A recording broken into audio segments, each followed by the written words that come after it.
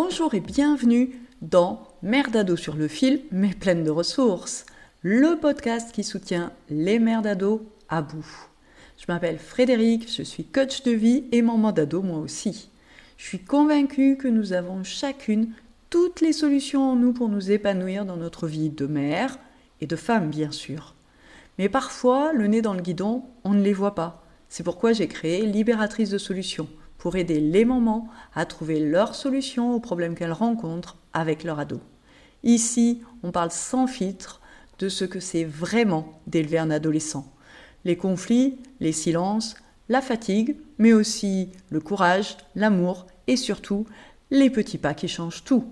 Ce podcast, c'est ta bulle de soutien, ton espace pour souffler et réfléchir, pour repartir avec des clés concrètes pour retrouver confiance, lien et équilibre. Alors, prête à embarquer avec moi ? Respire un bon coup et c'est parti. Il est déjà arrivé à ton ado de te dire aller au ciné avec toi ? Non mais même pas en rêve. Alors que tu l'as accompagné déjà des tas de fois au cinéma, que vous avez déjà partagé des tas de bons moments. Mais là, cette fois-ci, boum, la claque. Il veut pas aller au cinéma avec toi. Peut-être qu'il t'a déjà dit « je t'aime pas ». Ces mots qui claquent. Ou simplement un « t'es relou ». Moi, je me rappelle, il y a 2-3 ans, elle me racontait que sa meilleure amie partait avec ses parents pour faire de la randonnée. Pendant l'été, ils partaient une semaine, je crois, en camping, mais en camping sauvage, quoi. Donc, à porter tout le matos sur le dos et à faire une randonnée dans les Pyrénées. Donc, il y avait de la dénivelée, etc. Ça n'avait pas l'air d'être facile, mais en même temps, la manière dont elle en parlait, ça avait l'air de lui faire vachement envie. Elle avait l'air de vraiment trouver ça top. Du coup, à un moment donné, quand je l'entendais raconter, je me dis, ça lui fait envie. Et comme moi, j'aime bien marcher, tout ça, je finis par lui sortir que j'adorerais faire ça avec elle. Et là, la réponse cinglante, ça va pas la tête. Tu crois vraiment que j'ai envie de partir avec toi ? Mais tu rêves. Il y a des phrases comme ça qui font mal, vraiment mal à ton cœur de maman.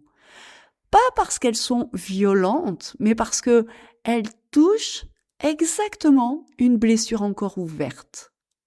Et là, même si à l'époque, j'ai essayé de faire semblant que ça glisse et que j'en avais rien à faire, à l'intérieur, je me suis littéralement effondrée. Parce que ce que j'ai entendu à ce moment-là, c'est pas juste une phrase d'ado. Ce que j'ai entendu, c'est « pour elle, je compte pas, elle me déteste, donc je ne suis pas aimable, j'ai raté mon rôle de maman, j'ai pas fait ce qu'il fallait, pourquoi elle est comme ça avec moi ? C'est que forcément, je dois être une mère absolument horrible. » Et peut-être que toi qui écoutes cet épisode, t'es aussi passé par là. Et peut-être que t'oses en parler à personne. Et que tu te demandes comment on peut continuer à aimer et à donner alors qu'on a l'impression que notre ado nous déteste, nous rejette. Comment on peut continuer à se sentir bien et à être aimante vis-à-vis de quelqu'un qui nous rejette à ce point ? Si tu ressens parfois ce rejet, qu'il soit réel ou supposé, si tu as l'impression que ton ado ne t'aime plus ou pire qu'il te déteste, alors cet épisode est vraiment très important pour toi, parce que ce sentiment n'est jamais neutre. Quand une maman se sent rejetée par son ado, ça impacte indirectement, nécessairement, sa manière d'interagir avec lui.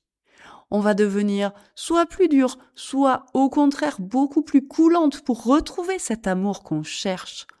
On peut se fermer ou au contraire faire plein de choses pour regagner cet amour, se suradapter encore et encore. Et puis on peut douter à chacune de nos décisions. On peut marcher sur des œufs à tel point que parfois on va exploser. Aujourd'hui, j'ai envie de vraiment t'aider à comprendre ce qui se joue vraiment derrière des paroles aussi froides, aussi désagréables. Et surtout, j'ai envie de t'aider à retrouver une stabilité intérieure, même quand ton ado dit des choses qui sont dures et qui sont blessantes. Je vais te parler en toute honnêteté, parce que ce week-end encore, ma fille m'a dit qu'elle détestait être avec nous. Et dit comme ça, c'est hyper brutal. D'ailleurs, avant, c'est le genre de phrase qui m'aurait miné pendant des jours et des jours, que j'aurais ressassé, auquel j'aurais repensé en boucle. Je me serais demandé ce que j'avais bien pu faire de travers. J'aurais douté de moi, de ma place, de mon rôle de maman. Et tout ça, sans que ça change rien, sinon à me dévaloriser. Sauf que plus je me dévalorise, plus je me sens nulle, pas à la hauteur, plus je me dis que je suis pas une bonne maman, et plus je lui donne raison dans ses propos qui consistent à dire, de toute façon, je préfère être partout sauf avec toi. Donc, plus je rumine ces propos et plus je leur donne du crédit. Plus je rumine ces propos et plus j'y crois. Et plus j'y crois, plus je suis mal. J'avais cette impression terrible à l'époque où ces propos m'impactaient profondément et me blessaient, que j'étais une maman indigne, une maman de trop, comme si ma présence même l'encombrait.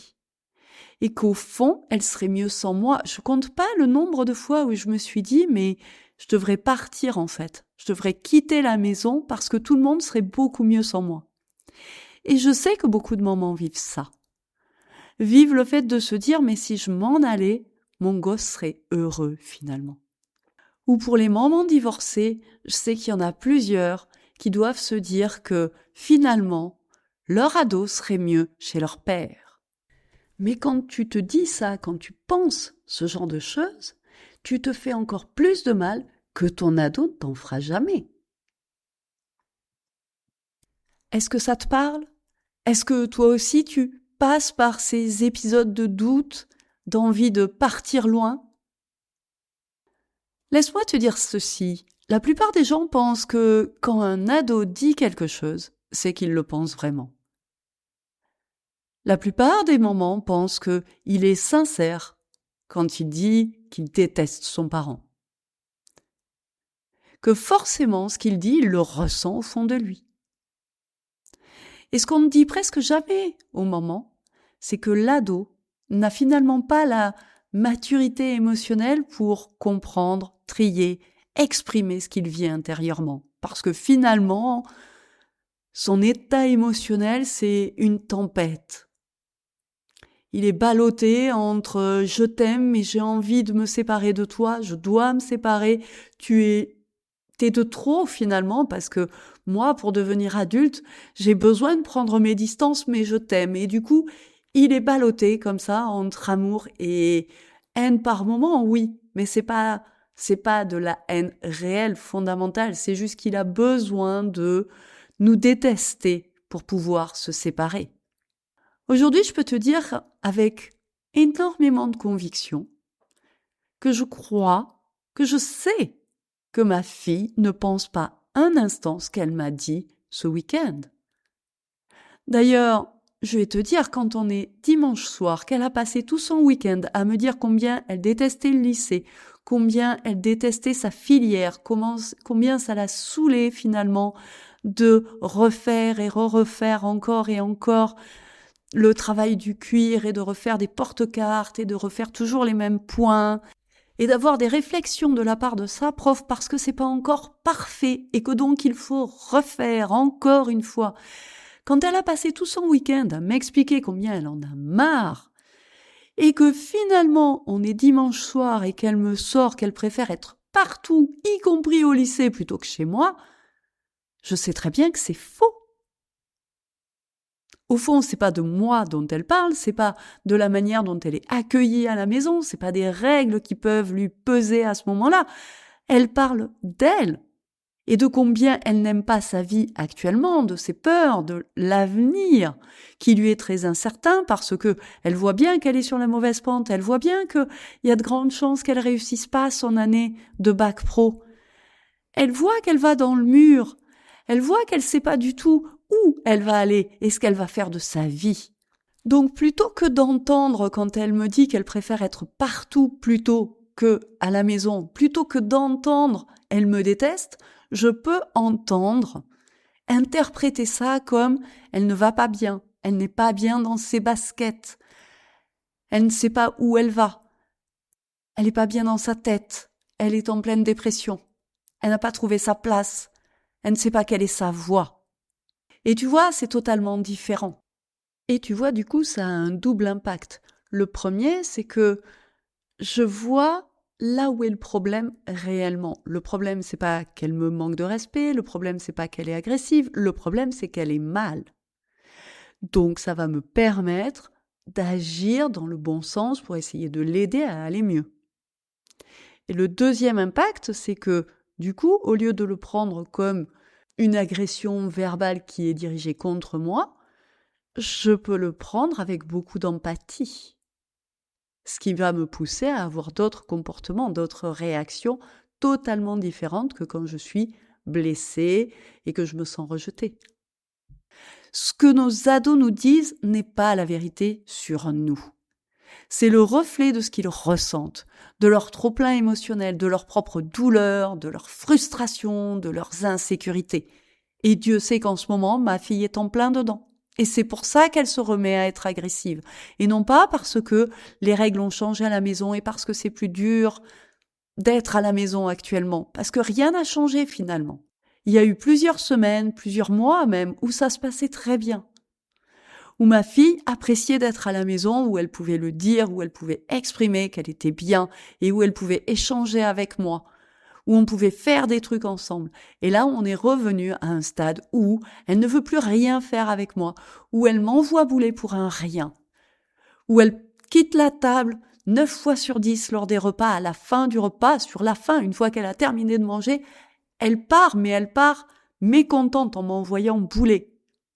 Et pourquoi? Simplement parce que aujourd'hui ça ne va plus au lycée, parce qu'aujourd'hui elle est plus bien dans sa tête, parce qu'elle est plus bien dans sa peau, parce que plus rien ne va. Et qui c'est qui prend? C'est moi. Très souvent, c'est le parent qui est la cible la plus sûre finalement, parce que l'amour est là, parce qu'elle sait que de toute façon je l'aime, parce que le lien est solide, même s'il est mis à rude épreuve. Et du coup, c'est sur moi qu'elle défoule son trop-plein d'émotions, qu'elle défoule sa colère, parce qu'elle a de la colère vis-à-vis d'elle-même, et que finalement c'est sur moi qu'elle la déverse. Pendant longtemps, moi je me suis battue pour que ma fille arrête d'être méchante, pour qu'elle me parle sur un autre ton. Je lui rappelais tout ce que j'avais fait pour elle, pour que finalement elle finisse par le reconnaître, parce que j'avais besoin d'être rassurée. Mais c'est vraiment quand j'ai cessé de vouloir modifier ces mots, et que j'ai commencé à transformer ma posture, que j'ai trouvé la paix intérieure. Pendant longtemps, mon schéma était très simple. Elle me disait quelque chose que je prenais mal, je la croyais, je l'amplifiais. À l'intérieur de moi, je me sentais me fissurer, c'était douloureux. Je saignais finalement, je perdais pied et finalement je m'effondrais intérieurement. Et même si je le montrais pas, ou même si je faisais des efforts énormes pour ne pas le montrer, je suis sûre que ça se ressentait.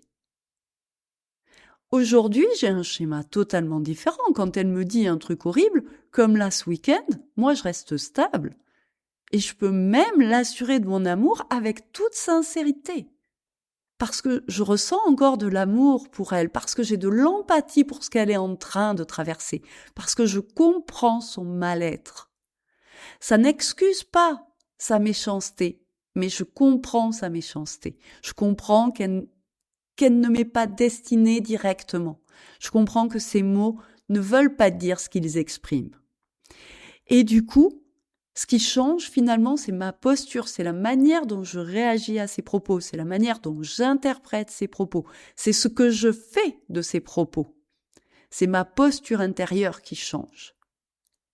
La première étape pour arriver à ça, ça a été déjà de reprendre confiance en moi, d'être consciente que je fais de mon mieux en tant que maman et que je fais plein de choses bien pour ma fille. ça a été d'arrêter d'avoir besoin de sa validation, d'avoir besoin de son amour pour me sentir bien, d'avoir besoin qu'elle reconnaisse que j'étais une bonne maman pour me sentir une bonne maman. C'est me sentir une bonne maman, point, quoi qu'elle dise.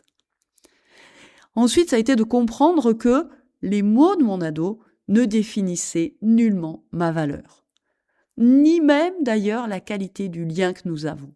Ensuite, j'ai appris à faire une pause intérieure.